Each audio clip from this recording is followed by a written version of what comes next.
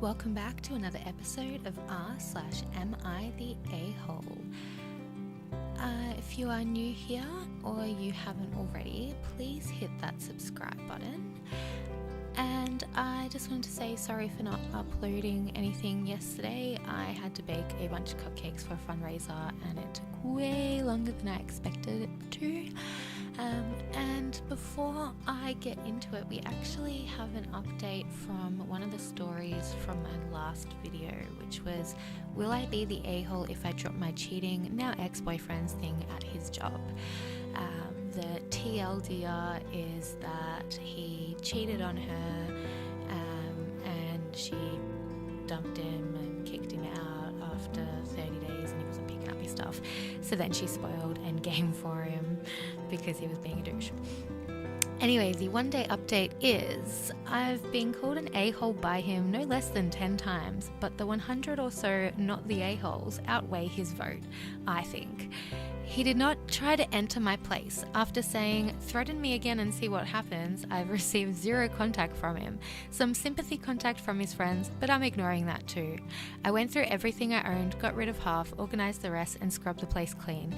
My house no longer smells like old bar feet and shame and is filled with positive energy. I'm headed to the beach on Sunday if anyone here is in Sobe or Miami. So hopefully he get the hint and never contacts her again. Anyway, the first one is, am I the a-hole for my boyfriend 35 and I 25F saying we will not take in his sister when his dad passes away? Okay, so where to start? Before we got together, my boyfriend has lived with his family all his life. His school debts and the crash of the car industry made him lose his job before he could properly certified as a mechanic. He gets a different job, but it's not enough to move out. His family is super close. I admire that. His mother got super sick and eventually died. It's been 3 years now. Just before his mother died, his father was diagnosed with stage 4 lung cancer. His father has managed to live so far. The core of the tumour is actually dead and we hope for the outer ring to die soon. His sister is 32 now and jobless. She had quit years before to take care of their mother, then father, in their worst times. It's admirable and kind. However, now their father is getting better and stronger. The family has told her she can look into getting a job again. She hasn't tried, however. She's too comfortable. She pays nothing for herself, no rent, not her car insurance or anything. She wakes up at 11 a.m, takes her nap from 1:30 to 5 and then goes to bed around 3 or 5. She doesn't cook and getting her to clean the house is impossible. She owns the cat at the house, but you need to nag her to clean the litter box. Edit. She struggles with depression just like I do. She has for years. We are her support. We do what we can. She keeps delaying going to the doctor about her antidepressant, which she's been taking for 16 years, same dosage. I had told her that it's highly unlikely it's working anymore and that her body has grown used to it. It's been over a year since we had that discussion. My boyfriend works 4 days a week, 10-hour shifts, nights. We work together. It's all physical warehouse work. We are exhausted. Yet my boyfriend is expected to work on his days off. He cleans because he hates a dirty home. He cooks dinner. On our work nights, his family orders out or eats at restaurants because his sister won't cook. She can. She just chooses not to. Their father can nag, but he's gotten sick of hearing her complain. I've said that he is enabling her. I live alone in a tiny one-bedroom apartment on the second floor of some 100-plus-year-old house with crap landlords, so he can't really move into a place that he can't even hold his own things. We have plans to get our own place before the end of fall. We cashed out some of our company stocks and he's managed to pay off almost all his student loans. As soon as it's paid, we have a green light. So the main topic. It comes up what happens when his dad does pass. His dad is in his 60s, the cancer is almost gone, but we still aren't in the clear. The topic of his sister was considered. My boyfriend put his foot down immediately and said that we would not be taking in his sister no matter what. Boyfriend, you are 32, you're not a child. Get a job and get your own place. She got extremely insulted and went to her room. He explained that we will only have money for ourselves, that he refuses to place the stress on me, that it's not right that a 25-year-old will be caring for a 32-year-old.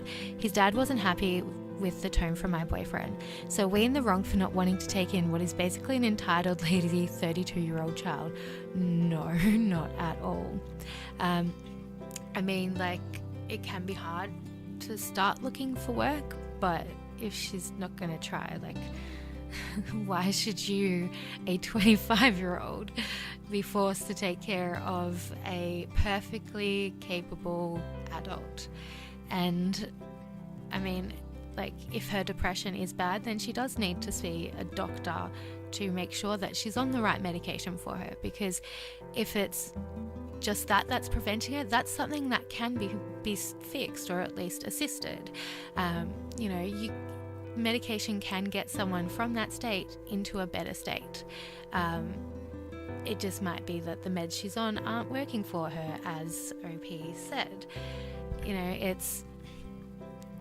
I feel sorry for them, but no, they're not the a-hole. Next one is, am I the a-hole for ghosting Muslim best friend? Saw a similar post. I think my situation is a bit different though. He converted to Islam 4 months ago. He was an atheist. He was completely different. We used to drink together, smoke together, do all kinds of crazy stuff. One time we hooked up. After he converted, at first he was okay, then he became incredibly judgy, made homophobic comments. Like, how the hell is he making homophobic comments when he has hooked up with a guy? He started making comments about how I'm always drinking, I'm not, and how I'm always smoking, I'm not. I put up with all of it because he's my childhood best friend, but a few days ago I got a tattoo on my chest. I was so excited, I sent a picture to him. I always tell him everything first. He said it was disgusting and a sin. I didn't respond. He's called and texted me a few times, but I've been ghosting him. I mean, in general, no matter the reason, if you're ghosting someone, you're probably being an a-hole because you should just tell them. But I don't think you would be an a-hole for cutting this person out of your life entirely. Because, like, I'm not going to want to be around someone making homophobic comments and, like, telling me everything I'm doing is disgusting and a sin. Like, I don't care what religion you are. Don't push your shit on other people. And the next one is, will I be the a-hole for rescinding someone's invitation to our party for being picky? So this happened 2 days ago, but I feel like I might as well get a second opinion before I go through with it. So Cinco de Mayo is coming up, and I, 20 male, am hosting a party at my apartment with my friends and their friends.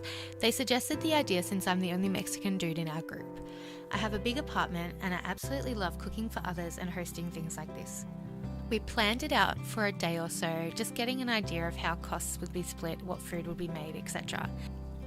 And here comes the issue. One of my friend's friend, Janet, 18F, asked if there's going to be any vegan-friendly options.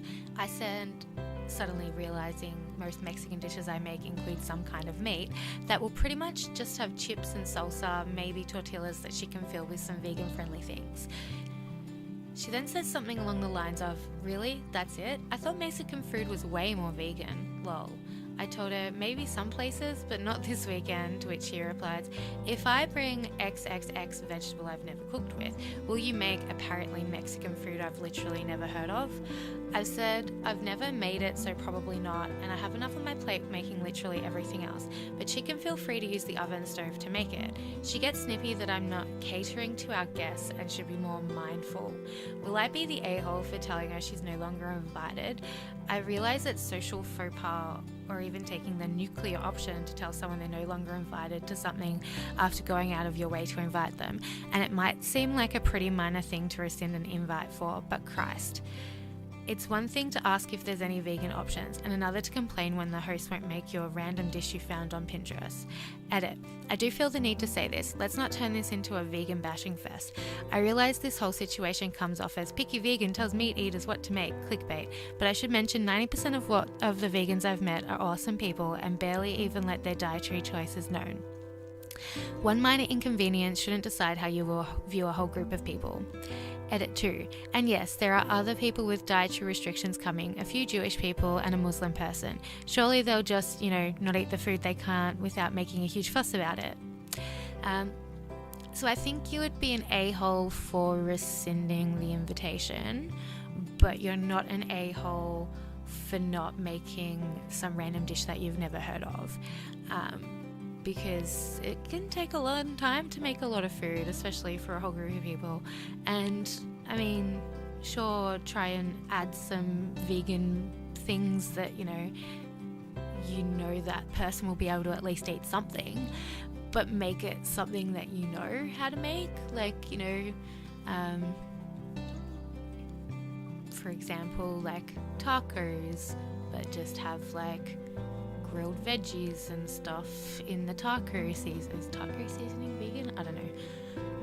In seasoning and stuff, you know, whatever, like have the option there. But yeah, she's completely entitled to be like, oh, demand that you make this for me. As long as there's something that they can eat there, then you're not being the a-hole, basically. Will I be the a-hole if I told my girlfriend's sister to stop being offended? First off, for a bit of context, I'm a woman of colour and the sister is white. During the show we were watching, they made a joke about how the pale Latina was white passing and she got offended. I laughed because amongst my peers this was a joke that we used around each other at myself. She told me I shouldn't have laughed because the passing joke was harmful. Note that the showrunners also had POC that approved the joke. I rolled my eyes but didn't say anything and kept watching the show. Later I was making a joke about myself being passing, similar to the character on the show, and she again gave me a brief statement about how harmful it was to joke about this. I'm certain if this joke came up again during the show, she would say the same things and suggest I not laugh at it. Will I be the a-hole if I told her that she shouldn't get offended because literally every one of my friends who's a person of colour doesn't care about this and she is telling us what to be offended about? No. So, how to determine if something is racist? Ask someone that's that race. If it, you don't have to be offended by everything at all. And I always kind of find it funny, white people being offended on behalf of people, because it's you don't know what you're talking about. You have no personal experience of it, and it's even funnier when they're talking over people. I just find it hilarious, comment sections where you'll have someone who's a person of colour saying, no, this is actually okay, and then 20 white people being no, this is awful, it's bad. You're being a bit of an a-hole for, telling someone how they should feel about something relating to themselves. But it is what it is. Anyway, if you like that video, please hit that like button, and if you're new or haven't, hit that subscribe button. Let me know what you thought, and if you agreed, disagree, why not, and all that jazz. And yeah, and we'll see you in the next one, I guess.